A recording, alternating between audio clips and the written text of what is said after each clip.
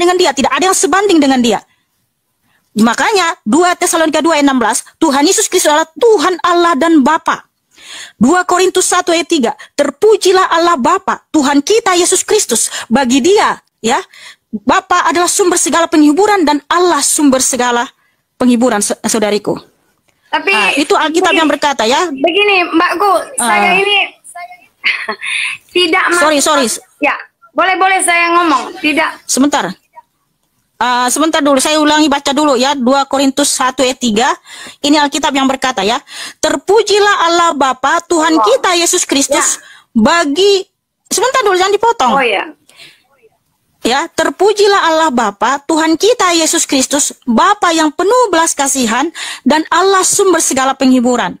Jadi Bapa dan Anak dan Roh Kudus itu satu dalam. Shalom saudara gereja YouTube yang diberkati Tuhan, dimanapun saat ini Anda berada. Kali ini, saya mengajak setiap kita untuk mendengarkan sebuah diskusi yang sangat menarik antara Islam dan Kristen. Banyak orang-orang Islam yang bertanya tentang keimanan di dalam kekristenan.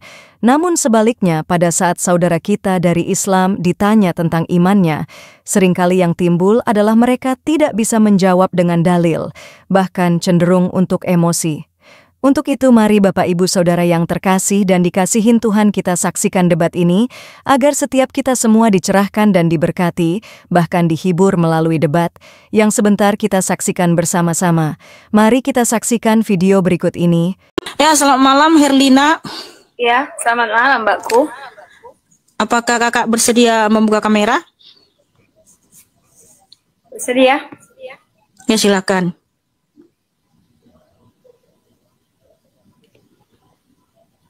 Terima kasih Doni, terima kasih Ratu, terima kasih yang tetap layar. Ya, silakan kakak cantik, ada yang mau ditanyakan?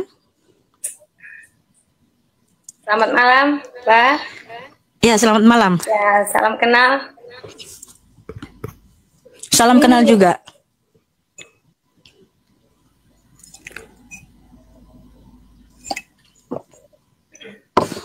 Ya, silakan kakak, ada yang mau ditanyakan? Ya. Saya seorang Muslim. Apa boleh saya bertanya? Boleh kakak, dengan senang hati, silakan. Tuhan Yesus Sang Pencipta. Jadi itu saya ingin tanya tuh, bagaimana bisa dibilang Tuhan Yesus Sang Pencipta, Mbakku sayang?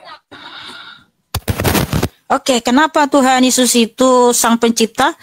Karena Alkitab atau firman Tuhan yang berkata di Kolose 1 ayat 16 sampai 17, Yohanes 1 ayat 1 sampai 14, Tuhan Yesus itu Sang Pencipta segala sesuatu. Tanpa Dia tidak ada yang jadi dari segala yang telah dijadikan. Tapi karena Dia adalah Tuhan yang sejati, Allah yang sejati, Allah yang Maha Kuasa, maka semua dijadikan oleh Tuhan Yesus. Dan bukti validasinya bahwa Tuhan adalah Sang Pencipta, hanya Alkitab, ya kakak cantik, hanya Alkitab yang bisa menjelaskan secara detail apa saja yang diciptakan Tuhan Yesus dari hari pertama sampai hari ke-6 secara sistematis dan teramat baik. Yang tertulis di Kejadian 1 ayat 1 sampai 31. Nggak ada sedetail dimanapun kita temukan selain dalam Alkitab. Itulah bukti bahwa Tuhan itu Sang Pencipta yang sejati. Bagaimana konsep Tuhan itu bisa Tritunggal, Mbakku? Aduh, dalam Alkitab nggak ada Tritunggal, kakak. Tritunggal itu ciptaan Tertullianus. Tertullianus.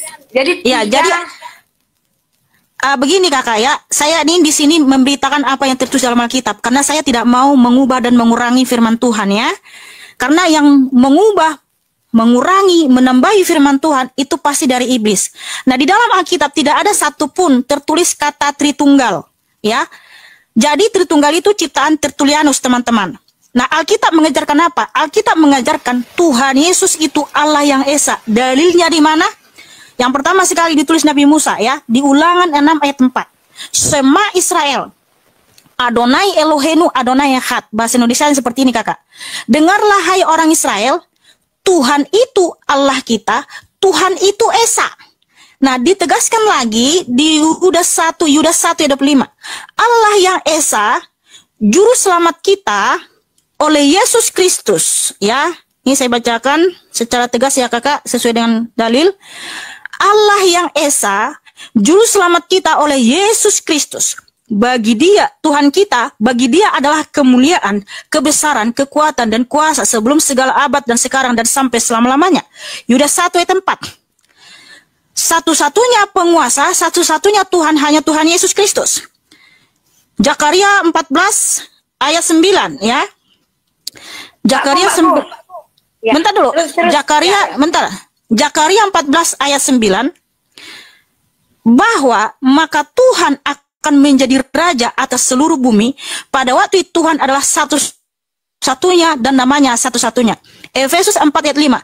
Satu Tuhan, satu iman, satu baptisan. Jadi Alkitab mengajarkan ya, Tuhan Yesus itu Allah yang esa, mono, tunggal. Tidak ada yang seperti dia, tidak ada yang setara dengan dia, tidak ada yang sebanding dengan dia. Makanya 2 Tesalonika 2 ayat 16, Tuhan Yesus Kristus adalah Tuhan Allah dan Bapa. 2 Korintus 1 ayat 3, terpujilah Allah Bapa, Tuhan kita Yesus Kristus. Bagi dia, ya, Bapa adalah sumber segala penghiburan dan Allah sumber segala penghiburan, saudariku. Tapi itu Alkitab yang berkata ya. Begini, Mbakku, saya ini tidak sorry. Ya, boleh saya ngomong. Tidak. Sebentar dulu, saya ulangi baca dulu ya. 2 Korintus 1 ayat 3. Ini Alkitab yang berkata ya, terpujilah Allah Bapa Tuhan kita Yesus Kristus bagi, sebentar dulu jangan dipotong. Oh ya. Ya, terpujilah Allah Bapa Tuhan kita Yesus Kristus, Bapa yang penuh belas kasihan dan Allah sumber segala penghiburan. Jadi Bapa dan Anak dan Roh Kudus itu satu dalam Tuhan Yesus, bukan tiga. Dalam manusia, Tuhan Yesus Kristus. Jadi dalam manusia. Dalam Tuhan Yesus, Kakak. Ya. Dalam Tuhan Yesus, Kakak. Dalam Tuhan Yesus, Kakak. Tuhan atau Kakak dengar, manusia? Kakak. Iya, Tuhan Yesus itu Tuhan di atas segala Tuhan, Raja di atas segala Raja, yang tertulis di Wahyu 19 ayat 16. Ya, saya tahu. Saya tidak paham dengan Alkitab Anda. Tetapi yang saya tanya, saya mengenal Yesus itu adalah Nabi Isa. Kalau di agama saya ya, kalau di agama saya beliau adalah seorang utusan. Maka saya pernah dengar ini konsep. Oke, jadi Nabi Isa ini Tuhan Yesus. Nabi Isa itu ya nabi umat Islam, salah satu nabi umat Islam. Itu yang saya kenal. Nah, yang saya tanya, bisakah Tuhan itu menjadi manusia? Yang saya tanya, itu bagaimana konsepnya? Tuhan menyerupai manusia itu bagaimana? Jadi Yesus itu Tuhan atau manusia? Oke, sebentar Kakak. Ya. Kalau Tuhan Yesus itu kan dia bisa datang ke dunia dalam rupa seperti kita, di mana prototipnya kita itu Tuhan Yesus ya. Nah, kenapa manusia itu makhluk paling indah, paling mulia, paling ciptaan di antara semua ciptaan ya? Alkitab bisa menjawab di Kejadian 1 ayat 27. Tuhan Yesus menciptakan manusia menurut gambar dan rupanya. Jadi Tuhan Yesus itu ketika datang dalam tubuhnya sendiri bukan menyerupai kita, Kakak. Ya salah, jangan dibalik-balik. Jadi Tuhan Yesus tidak pernah menyerupai kita. Kita yang menyerupai Tuhan Yesus. Itulah kenapa, Kakak, kalau kita bercermin, kita sedang melihat ciptaan Tuhan Yesus yang paling indah. Ya, kenapa? Manusia ini diciptakan menurut gambar dan rupa Tuhan Yesus. Ya, berbeda kita dari antara semua ciptaan karena kita diciptakan menurut gambar dan rupa Tuhan Yesus. Jadi sebentar dulu, Kakak. Menurut Mbakku, jadi Tuhan itu bisa dilihat. Bisa dilihat gitu. Bisa, karena dia adalah nyata, ada, dan berkuasa. Jadi bisa dilihat sama halnya seperti melihat kita gitu, manusia. Itu yang nggak masuk logika. Oke, nggak masuk logika. Nggak masuk logika, benar-benar nggak masuk logika. Tuhanmu bisa dilihat nggak? Kalau Tuhanmu bisa dilihat? Bisa. Saat ini saya melihat Tuhan. Saat ini saya melihat Tuhan di dalam diri Mbakku yang cantik. Jadi Tuhanmu itu saya? Saya bisa melihat Tuhan dimanapun saya melihat. Di mana mata saya memandang, maka saya akan melihat Tuhan. Saat ini saya melihat Tuhan telah menciptakan. Oh, ketika engkau melihat dinding, berarti Tuhanmu dinding. Dinding ini ciptaan manusia kan? Dinding ciptaan manusia. Kan Kakak yang bilang, apapun yang saya pandang, saya melihat Tuhan saya. Berarti ketika kau melihat dinding, itu Tuhanmu. Di mana wajah Tuhan itu selalu ada dimanapun. Karena Tuhan itu maha, bukan sebatas penglihatan kalian sebagai seorang manusia, maaf. Jadi Tuhanmu itu apa sebenarnya? Jadi Tuhan dinding. Tuhan kami Kalau adalah kakak zat. melihat, zat apa kakak? Zat yang maha mulia, yang maha Zat yang maha agung, mulia. yang tidak berbentuk. Yang saya pelajari ada 3 macam zat kakak. Zat padat, zat cair, dan zat gas. Nah, Tuhan itu termasuk fisika. zat apa? Itu ilmu fisika, sayang. Oh ya, lalu Tuhanmu itu zat apa kakak? Ya, lalu Tuhanmu zat apa? Zat di atas segala-galanya. Zat yang Zat di atas segala-galanya. Ya. Ya, zat di atas segala-galanya itu apa kak? Tidak ada yang setara. Tidak ada yang setara dengan makhluk, dengan penciptaan, dengan jagat raya. Maka itu konsep Tuhan yang sesungguhnya. Iya, saya tahu tidak ada yang setara, tapi eksistensinya apa kakak membuktikan dia ada gitu? Adanya diri ini bukti adanya Tuhan. Adanya diri manusia. Oke, kalau begitu kakak saya tanya, kalau Tuhanmu yang menciptakan manusia, manusia diciptakan masa keberapa? Tuhan yang menciptakan manusia dan seluruh jagat raya. Iya, manusia diciptakan masa keberapa kakak? Kalau memang betul Tuhan yang menciptakan. Masa keberapa maksudnya? Kakak udah belajar tentang agamanya nggak? Kakak tahu nggak di dalam agama kakak berapa masa Allah mau menciptakan alam semesta? Allah menciptakan alam semesta itu segala sesuatunya tercipta berapa masa? Karena Allah Subhanahu wa taala. Berapa masa? Kalau detailnya saya kurang memahami, tapi berapa masa, berapa tahun itu hanya Allah yang Subhanahu wa taala yang tahu. Gini aja Mbak.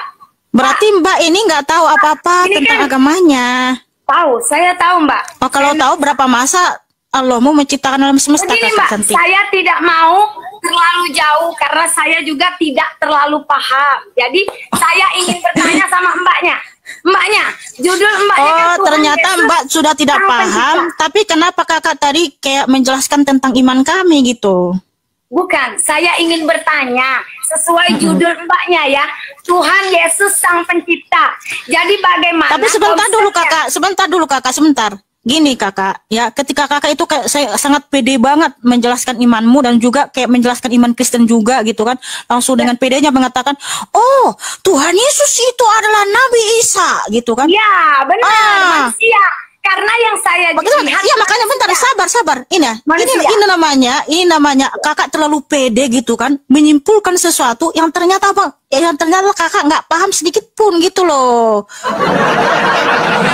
Kakak jangan terlalu kepedean kakak gitu. Gini kak, yang saya tanya, Tuhanmu menciptakan alam semesta berapa masa? Itu aja kakak nggak tahu. Hal yang sederhana aja kakak nggak tahu loh. Apalagi nanti menunjukkan persamaan Tuhan dengan Nabi Isa. Kakak nanti macet. Tapi saya ini penasaran. Ya memang saya ini orang awam. Saya penasaran konsep dalam agama Anda. Karena saya tidak tahu. Jadi konsep Tuhan Yesus Sang Pencipta itu bagaimana? Jadi yang dibunuh oleh orang-orang Yahudi itu sebentar siapa? Dulu. Saya tanya. Iya. Saya tanya, penebusan dosa, kenapa Tuhan itu bisa dibunuh, bisa mati? Saya ingin bertanya itu. Mati dan bangkit ya kakak, itu harus paket, mati dan bangkit. Ya. Nah makanya gini kakak ya, tentang penciptaan tadi, kenapa saya begitu pede kakak, bangga ya, saya memang sangat bangga untuk memberitahukan Tuhan Yesus saya gitu. Kenapa? Hanya dia yang terbukti Maha Pencipta. Makanya tadi ketika saya tanya, Tuhanmu menciptakan manusia masa keberapa, kakak bingung. Bahkan berapa masa Tuhanmu menciptakan aja kakak nggak tahu. Nah begini kakak, untuk info kak, for your info kakak ya. Ya. Udah kesekian ribu kakak yang naik ke live ini, ketika saya tanya, waktu mereka mengklaim, oh yang menciptakan Tuhan itu Allah saya, katanya gitu kan. Saya justru kasihan sama dia. Karena apa? Kan nggak mungkin yang muncul di abad ke-7 mengklaim, yang pertama sekali muncul, itu klaim yang sangat tidak masuk akal.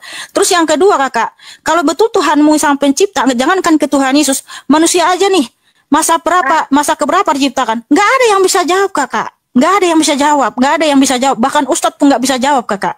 Masa keberapa manusia diciptakan? Makanya jangan terlalu kepedean gitu menyimpulkan kekristenan. Lebih bagus bertanya aja. Kemudian juga tadi kakak menyamakan Tuhan Yesus dengan Nabi Isa. Saya sampaikan sama kakak ya. Mohon maaf dengan segala hormat, justru kalau kakak menyamakan Tuhan Yesus dengan Nabi Isa alaihissalam, Nabi Isamu justru ahistoris, bertentangan dengan fakta sejarah, bertentangan dengan hukum Taurat, dan bertentangan dengan semua kitab para nabi di Israel. Karena apa? Nabi Isa alaihissalam kalau kita kaji dalam kitab Quranmu adalah dua pribadi yang sangat berbeda dengan Tuhan Yesus. Berbeda, nggak ada persamaannya sedikit pun, justru bertentangan. Justru Nabi Isamu semua bertentangan dengan kitab para nabi di Israel. Bertentangan semuanya, nggak ada satupun yang sama. Kata siapa Mbakku? Kalau kita kaji Mbak, Al-Quranmu dengan Alkitab, kitabnya orang Israel, bertentangan semua Kak. Nggak ada yang satupun sama Tuhan Yesus Kristus dengan Nabi Isa. Justru Nabi Isamu itu bertentangan dengan hukum Taurat, bertentangan dengan kitab Injil, bertentangan dengan kitab Mazmur, dan bertentangan semua dengan tradisi-tradisi di Israel. Bertentangan semua. Mohon maaf, itu saya sampaikan ya. Makanya Tuhan Yesus Kristus bukanlah Nabi Isa alaihissalam. Jadi Nabi Tuhan Isa Yesus itu siapa? bukan Nabi Isa. Tuhan Yesus itu siapa? Manusia? Manusia Kalau atau Tuhan? sebentar dulu. Bagaimana itu? Saya tuh penasaran. Sebentar. Agama Mbakku itu. Kak, sebentar dulu Kak. Sabar. Ya. Jadi gini, kakak jangan bilang lagi manusia. Tadi kan saya sudah sampaikan yang menciptakan segala sesuatu dan hanya Tuhan Yesus yang bisa memberitahu apa saja yang dia ciptakan dari hari pertama sampai hari ke-6, dan bukti validasinya seluruh dunia mengikuti 7 hari dalam seminggu itu kan dari Alkitab. Itu buktinya dia sang pencipta kakak, bukan manusia lagi. Jadi gitu loh. Jadi Tuhan Yesus itu Tuhan. Terus manusianya itu bagaimana itu? Manusia itu bagaimana? Oke, kalau manusia kakak. Tuhan bisa menjadi Mbakku kan paham dengan agamanya. Jadi saya tanya Tuhan konsepnya bisa menjadi manusia itu bagaimana? Kok bisa jadi manusia? Kenapa nggak jadi yang lain aja gitu? Kenapa harus manusia? Terus tuh jadi manusia itu kan. Oke, nggak usah di-mute sayang ladies. Buka mikrofonnya kakak cantik. Oke, saya akan jawab ya. Kenapa Tuhan Yesus itu di Filipi 2 ayat 6 sampai 8, kalau kita baca dulu ya ayatnya. Ini pertanyaan yang bagus ya. Kenapa Tuhan Yesus itu bisa datang mengambil rupa seorang hamba dan menjadi sama dengan manusia? Itu ada tujuannya kakak cantik ya. Filipi 2 ayat 6 sampai 8, yang walaupun dalam rupa Allah tidak menganggap kesetaraan dengan Allah itu sebagai milik yang harus dipertahankan, melainkan telah mengosongkan dirinya sendiri dan mengambil rupa seorang hamba dan menjadi sama dengan manusia. Dan dalam keadaan sebagai manusia, ia telah merendahkan dirinya dan taat sampai mati, bahkan sampai mati di atas kayu salib. Nah, kenapa dia datang mengambil rupa seorang hamba menjadi sama dengan kita kakak? Karena yang mau diselamatkan adalah manusia kakak. Kita yang mau diselamatkan, anak-anaknya, buatan tangannya. Karena apa kakak? Ibrani 9. Itulah kenapa di perjanjian lama di hukum Taurat ada namanya mempersembahkan kurban darah domba di bait suci kakak. Dan darah domba itu untuk mendamaikan dosa-dosa umat Israel. Nah, itu adalah gambaran dari Mesias yang akan mengampuni dosa-dosa kita. Nah, di Ibrani 9 kakak ada firman Tuhan tertulis ya. Di Ibrani 9 ayat 22. Dan hampir segala sesuatu disucikan menurut hukum Taurat dengan darah, dan tanpa penumpahan darah tidak ada pengampunan. Jadi tanpa penumpahan darah kakak tidak ada pengampunan. Karena apa? Imamat 17 ayat 11. Nyawa kita ada dalam darah kita, dan darah pengantara antara nyawa. Karena darah kita ini sudah berdosa kakak, maka kita mati. Kalau darah kita suci, nggak ada dosa kakak, kita nggak akan mati. Tapi kenapa Adam dan Hawa dan keturunannya mati? Karena sudah berdosa. Ya, Roma 3:23. Semua manusia telah berdosa dan telah kehilangan kemuliaan Allah. Nah, di perjanjian lama kakak, Tuhan itu sudah menjanjikan akan memberikan darah ya. Nih, sebentar. Itulah kenapa ada kurban ya, supaya kalian tahu itu kurban darah domba itu tipologi tentang Mesias yang akan mengampuni dosa kita. Di perjanjian lama, Tuhan mengadakan perjanjian dengan Nabi Musa dan Israel ya. Keluaran 24 ayat 8. Kemudian Musa mengambil darah itu dan menyiramkannya pada bangsa itu serta berkata, inilah darah perjanjian yang diadakan Tuhan dengan kamu berdasarkan segala firman ini. Zakaria 9 ayat 11. Mengenai engkau, oleh karena darah perjanjianku dengan engkau, aku akan melepaskan orang-orang tahananmu dari lubang yang tidak berair. Lubang yang tidak berair itu apa kakak? Alam apa? Kuburan, alam maut. Ya. Itu dalam perjanjian lama atau dalam perjanjian baru? Sebentar kakak, ya Zakaria 9 ayat 11 itu perjanjian lama. Jadi Tuhan menubuatkan, Tuhan menyampaikan firman-Nya kepada nabi-nabi, ya. Dia akan memberikan darahnya untuk menebus kita dari lubang yang tidak berair. Lubang yang tidak berair itu kuburan kakak, alam maut. Nah makanya digenapi kakak, Tuhan itu datang dari surga. Kasihan Tuhan Yesus menebus dosa, sedangkan jadi penebusan dosa untuk siapa? Untuk siapa saya tanya? Penebusan dosa untuk siapa? Makanya dengar, iya. Iya, sabar kakak, saya dengar. Ya, oke. Jadi penasaran. gini, kan Tuhan Yesus, Tuhan menebus dosa untuk siapa? Dosa Tuhan siapa? Dosa siapa? Makanya dengar kakak ya. Dengar dulu kakak ini. Nah, dari Tuhan Yesus Kristus menggenapi nubuatannya bahwa darahnya akan diberikan untuk kita, dia datang dari surga melalui Bunda Maria. Makanya Tuhan Yesus Kristus berfirman di Matius 26 ayat 28. Sebentar dulu kakak, jangan dipotong dulu kakak ya. Ini. Nah gini. Sebab inilah darahku, darah perjanjian yang ditumpahkan bagi banyak orang untuk pengampunan dosa. Makanya ketika Tuhan Yesus disalib, dicambuk ya, mengeluarkan banyak darah, ada juga yang kasihan seperti katamu tadi ya, kasihan dong kan gitu kan. Nah, waktu Tuhan Yesus itu disalib, berbagai macam reaksi yang terjadi. Ada yang kasihan, ada yang mengolok-olok, ada yang menghujat, ada yang menghina, ada yang membela, ada yang kasihan ya. Tetapi apa jawab Tuhan Yesus yang sama kasihan ya? Nih. Oke, sebentar dulu Mbak cantik. Di Lukas 23 ayat 28 ya. Ketika putri-putri Yerusalem kasihan dan menangisi Tuhan Yesus, ketika juga kamu bilang kasihan Tuhan Yesus, inilah jawaban Tuhan Yesus sama dirimu Mbak ya. Sama juga putri-putri Yerusalem. Hai putri-putri Yerusalem, janganlah kamu menangisi aku, melainkan tangisilah dirimu sendiri dan anak-anakmu. Hai Mbak Herlina, jangan kamu kasihan kepada Tuhan Yesus, kasihanilah dirimu dan anak-anakmu apakah selamat atau tidak. Wow, haleluya, haleluya ya. Nah karena apa? Tuhan Yesus tahu ketika dia disalibkan, dia sedang memberi keselamatan kekal kepada umatnya. Makanya ketika Tuhan Yesus mati, dia turun ke alam maut. 1 Petrus 3 ayat 18 sampai 23 ya. Dalam keadaannya ya sebagai manusia, dia disalibkan, dia turun ke alam maut. Di alam maut harus ngapain? Menyatakan kemenangan. Makanya dia menyatakan kemenangan kepada roh-roh yang terpenjara di dunia kematian. Ketika Tuhan bangkit, mereka pun dibangkitkan. Wow, haleluya, haleluya. Nah itulah buktinya Tuhan Yesus itu maha pengampun kakak. Terbukti dia maha pengampun. Makanya Tuhan Yesus Kristus berfirman Yohanes 11:25, akulah kebangkitan dan hidup. Barang siapa percaya kepadaku, ia akan hidup sekalipun ia mati. Jadi jaminan kebangkitan saya dari zaman kakak, Tuhan Yesus Sang Juru Selamat saya. Itulah kenapa saya bangga memberitakan Injil. Nah kalau boleh saya tanya kakak, apakah Tuhan maha pengampun kakak? Silakan. Buka mikrofonnya kakak cantik. Mikrofonnya, apakah Tuhan kakak maha pengampun? Buka mikrofonnya kakak cantik.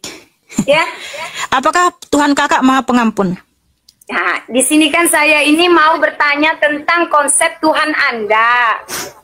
Nah, kalau saya, kita kan ini artinya kan kakak nggak bisa menjawab gitu ya?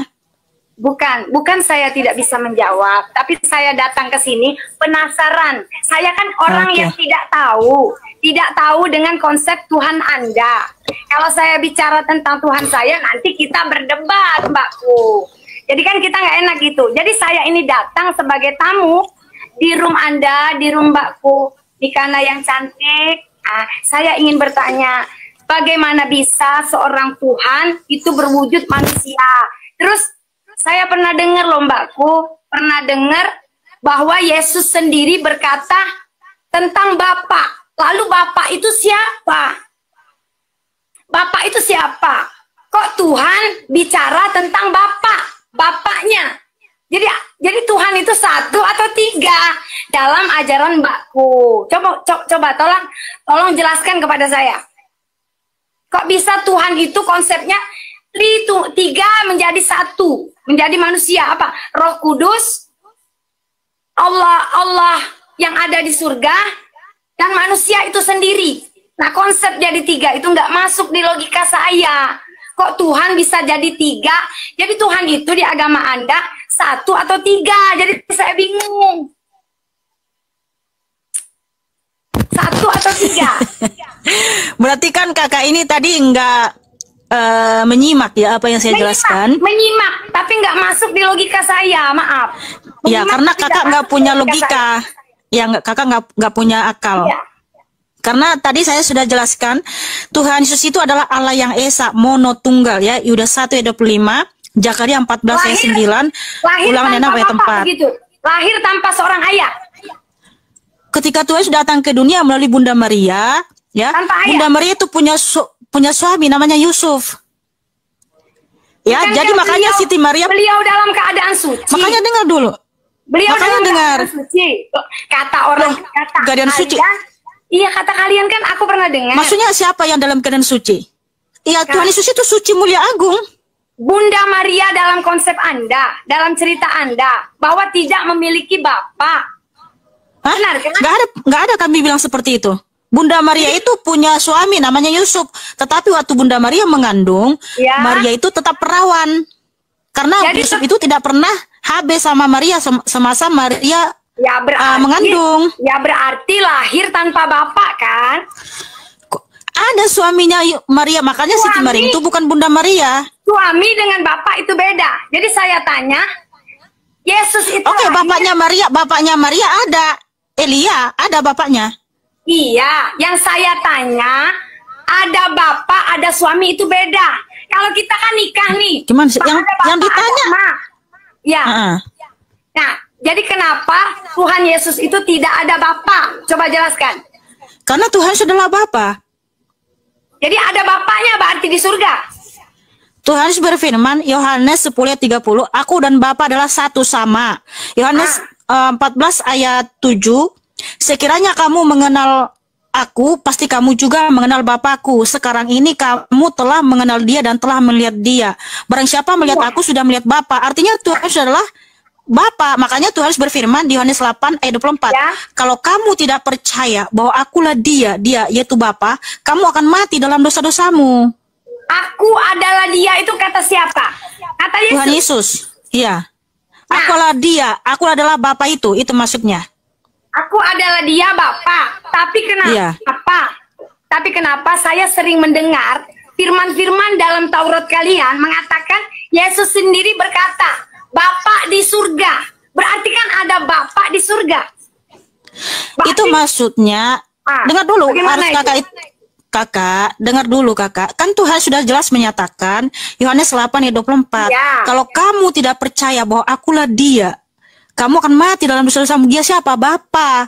Jadi Tuhan Yesus itu disalibkan karena mengaku dia adalah Bapa yang turun dari surga. Dia menyamakan diri dengan Bapa. Yohanes 10 ayat 33 ya. Orang Yahudi berkata, nah ini yang nggak bisa masuk logika saya. Makanya saya penasaran. Saya sangat penasaran dari mbakku ini. Saya tuh bingung. Jadi buat bingung nih. Maaf ya, agama mbak tuh bukan bingung. Ini memang harus punya akal yang cerdas untuk mengerti. bingung saya. Kok Tuhan disalib penebusan dosa? Jadi kalian ini sudah tidak ada dosa lagi begitu maksudnya? Jadi sudah diwakili sama Yesus. Kita manusia berdosa ini kan membutuhkan Sang Juru Selamat, betul ya? Dijamin. Berarti kalian ini dijamin masuk surga gitu. Oh iya, Yohanes 10 ayat 27 sampai 28 kita nggak masuk neraka, kita langsung masuk surga. Oh, langsung masuk surga. Iya, ya, walaupun berbuat dosa. Walaupun berbuat dosa. Dengar ya.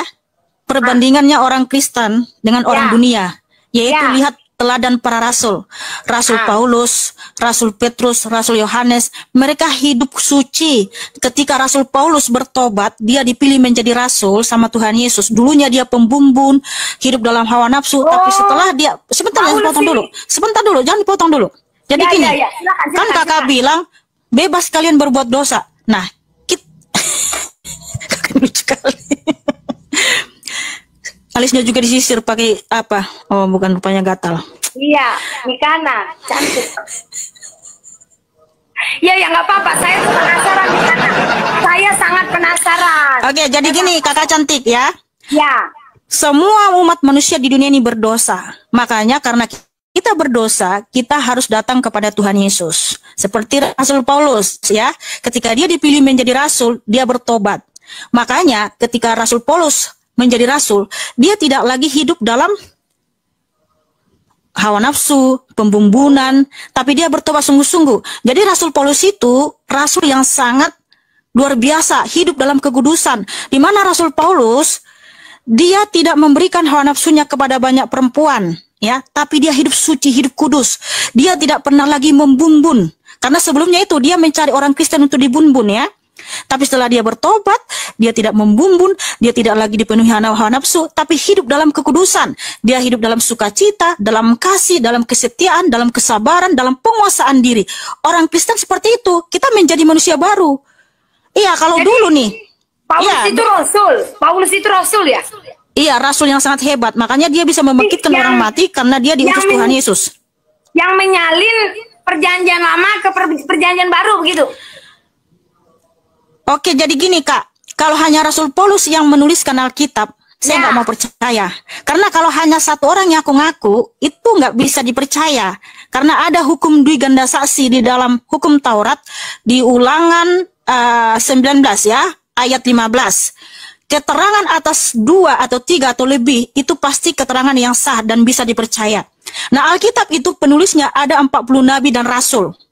Makanya kenapa saya sangat percaya Alkitab itu firman Tuhan yang Maha Kudus, karena penulisnya ada 40 nabi dan rasul, di mana mereka hidup di zaman yang berbeda, di waktu yang berbeda, tetapi mereka semua secara harmonis menuliskan tentang satu tokoh, yaitu Tuhan Yesus Kristus. Dia adalah Sang Pencipta dan karyanya di atas kayu salib. Itu semua inti dari semua Alkitab. Itulah kenapa saya sangat percaya itu adalah firman Tuhan yang Maha Kudus. Jadi Kecuali, makanya dengar dulu, kakak paham nggak? Jadi kalau Alkitab itu hanya ditulis oleh Rasul Paulus, saya nggak mau percaya. Karena itu pasti ngaku-ngaku. Perlu disangsikan, dipertanyakan, kok cuma satu orang? Kalau hanya satu orang kan bisa ngaku-ngaku nih, seperti saya. Saya ngaku, oh saya diutus Tuhan Yesus, saya mendapat wahyu. Lalu saya suruh kawan-kawan saya untuk menuliskan apa yang saya ucapkan gitu. Itu bisa saja aku ngaku-ngaku. Tapi puji Tuhan, Alkitab ini penulisnya 40 nabi dan rasul, guys, ya. Dari waktu yang berbeda, dari zaman yang berbeda, tetapi semua mereka secara harmonis Kata menuliskan siapa? bahwa Tuhan Kata Yesus adalah siapa, Sang Mbak? Pencipta, Sang Juru Selamat dunia, dan juga karyanya di atas kayu salib. Jadi kata siapa itu? Kitab itu ditulis oleh para 40 rasul itu kata siapa? Ya tertulis dalam Alkitab. Yang nulisnya Kepada Nabi Paulus gitu. Yang nulisnya Paulus. Kok nggak nyambung ngomong sama dia ini ya, teman-teman? Bukan Mbakku. Jadi saya tuh pernah dengar jadi Kamu tahu nggak gini, Mbak, Ini- penulis Alkitab itu banyak nabi dan rasul, diantaranya Nabi Musa, Nabi Yesaya, Nabi Samuel, Nabi Yeremia, Nabi Mikha, Nabi Zakaria, kemudian juga ada Wah. Rasul Paulus, Rasul Petrus, Rasul Yohanes, Rasul Yakobus. Kok Mereka sama semua ya? rasul-rasul dan nabi-nabi. Samanya di mana? Sama semuanya. Itu nabi saya juga itu. Nabi saya juga itu semuanya. Oh, Nabi Musa, nabimu. Iya, Nabi Musa alaihissalam nabi kami. Tapi saya tidak mau membahas agama saya. Tapi gini, sebentar dulu, saya kasih tahu sama Ya. kamu. Ya. Nabi Musa, Nabi Yunus, Nabi Ayub, Ya. Nabi Ya. Zakaria, Nabi Yesaya, Nabi Ya. Yeremia, itu Ya. orang Israel. Mereka itu menyembah Yahweh Elohim, itu Tuhan Yesus, tidak pernah menyembah Allah SWT. Kata siapa? Itulah nanti kita berdebat kalau soal bicara Loh, agama itu fakta, saya. Mbak. Nggak usah. Dengan Nggak Mbak, usah itu saya. fakta, bukan Nanti berdebat. saya nyanyiin lagu 20 nih. Sebentar dulu. Mbak tahu nggak? Nabi-nabi di Israel, ya, nabi-nabi di Israel, semua mereka menyembah Yahweh Elohim, yaitu Tuhan Yesus. Mereka tidak pernah menyembah yang namanya Allah SWT, Mbak. Itu fakta, Mbak.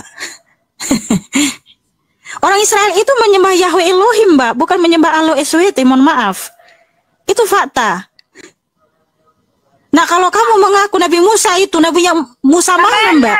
Nah, kamu boleh mengaku nabi-nabi. Ya masa saya nggak boleh? Itu kan nabi-nabi saya juga memang. Iya, makanya Musa yang Nabi kamu aku itu Adam. bangsa mana? Nabi Adam nggak disebut nabi yang pertama.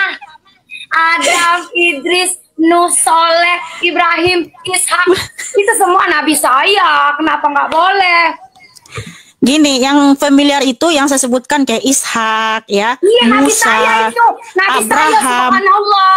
Iya, Masya Itu Allah, mereka Nabi menyembah saya. Yahweh Elohim. Kata Orang Israel itu siapa? menyembah Yahweh Elohim, bukan Kata Alois siapa? WT.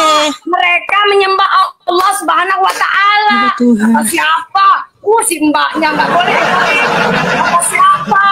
Oh, mbakku. Itu kan kata mbakku. Lah kata saya itu Nabi Mbak. saya ya. Nabi Adam, Idris, Nuh, Soleh, Ibrahim, Ishak, Ismail. Oh, Nabi saya. Mbak, Itu, Mbak, bentar dulu Mbak. Yang saya tanya ini, yang saya kasih tahu kan Abraham, Musa, Iya, Ishak, Abraham kata Yakub, Anda, itu orang kata Israel. saya Ibrahim. Itu orang Israel. Ibrahim. Ibrahim Kan itu bukan Abraham. Ya Ibrahim. Kalau dalam bahasa Arab Ibrahim alaihissalam. Ayo. Oke gini, ini faktanya ya Mbak. Orang Israel, bentar dulu. Orang Israel itu, ya nabi-nabinya siapa? Musa, ya kan? Ayub, Yesaya, Samuel, dan juga bapak mereka adalah Yakub, ya, yang berubah nama menjadi Israel. Abraham, Ishak, mereka itu faktanya menyembah Yahweh Elohim, Mbak, nggak pernah menyembah Alois WT, Mbak. Itu faktanya, Mbak. Aduh, gimana sih Mbak ini? Makanya yang saya tanya, Ibrahimmu itu, Ishak, Yakub itu orang mana? Bangsa mana dia, Mbak? Bangsa mana dia, Mbak? Mbakku, lakum dinukum waliyadi. Agamamu agamamu, agamaku agamaku. Lah, Nabi Isa, Nabi Kok Yakub. jadi begitu sih? Kami semua itu, Nabi kami itu. Nah, Yakub itu bangsa mana, Kakak? apa? Bangsa mana? Yakubnya bangsa mana? Ya, Yerusalem. Orang Israel itu mereka Iya. menyembah Yahweh Elohim, Kakak, nggak pernah menyembah Alois WT, Kakak. Oh, Yahudinya yang menyembah Yahweh, tapi Nabi Ibrahim, Nabi Yakub menyembah Allah Tuhan Subhanahu wa Yesus. Ta'ala. Kamu jangan memplesetkan nama Yahweh ya. Terima kasih ya, Tuhan Kristus mengampunimu. Nggak beraturan banget sih. Jangan diplesetkan Kakak namanya, Kakak, ya. Karena ada firman Tuhan di Keluaran 20, jangan menyebut nama Tuhan dengan sembarangan. Kamu plesetkan namanya seperti itu. Itu fakta ya, Mbak. Yakub, Ishak, Abraham, Musa, mereka itu menyembah Tuhan Yesus Kristus, Yahweh Elohim. Karena Tuhan berfirman, ya kalau kamu tidak percaya bahwa akulah dia, siapa Yahweh Elohim, yaitu Bapa, kamu akan mati dalam dosa-dosamu. Ya, itulah diskusi yang sudah kita dengarkan bersama-sama. Tentunya, setiap kita semua sudah diberkati melalui diskusi tersebut. Bapak, Ibu, Saudara yang dikasihi Tuhan, kebenaran itu hanya satu. Kebenaran itu tidak ada dua, saudara. Kebenaran hanya satu, dan kebenaran itu akan membela dirinya sendiri, walaupun banyak orang menggugat, walaupun banyak orang menyangkal. Namun ingat bahwa kebenaran itu akan muncul, dan kebenaran itu akan menyatakan dirinya sendiri, siapa itu yang sebenarnya kebenaran yang sejati. Untuk itu, saudara, kalau saudara sudah menemukan jalan kebenaran di dalam Yesus Kristus Tuhan, tetaplah setia kepada Tuhan sampai akhir kehidupan kita. Saudara bantu dengan menuliskan pandangan saudara di kolom komentar. Tinggalkan pesan Bapak Ibu di kolom komentar dengan tulisakan, Tuhan Yesus baik, Tuhan Yesus maha dahsyat. Karena dengan ini saya percaya ini adalah bagian dari doa Bapak Ibu semua. Sampai berjumpa kembali pada tayangan berikutnya di channel ini. Tuhan Yesus memberkati kita semua. Shalom saudara, generasi muda FKPPI, saudara yang mau mendukung pelayanan misi kami untuk terus bisa mengumandangkan penginjilan generasi muda Forum Komunikasi Pelayanan Penginjil Indonesia. Bisa melalui Bank BRI 042 10 10 048 705 60. Atas nama Generasi Muda FKPPI, Forum Komunikasi Pelayanan Penginjil Indonesia. Dan bisa melalui kris ini, silakan scan barcode kris ini melalui mobile banking saudara. Tujuan dari pelayanan misi ini adalah untuk menjangkau banyak jiwa di pelosok-pelosok desa yang rindu untuk mendengarkan firman Tuhan dan untuk kegiatan apoleget yang menjalani penginjilan ke desa-desa untuk bisa terus mengabarkan kabar baik di seluruh tanah Indonesia. Selain melalui media sosial YouTube, kita tetap terus bisa menyuarakan kabar baik secara offline. Boleh dukung asosiasi ini melalui rekening ini dan bisa melalui kris mobile banking ini. Dengan cara scan barcode kris ini di mobile banking saudara. Terima kasih, biarlah kami berdoa agar semua kebaikan dan taburan saudara Tuhan yang membalas berlipat kali ganda. Tuhan Yesus memberkati saudara.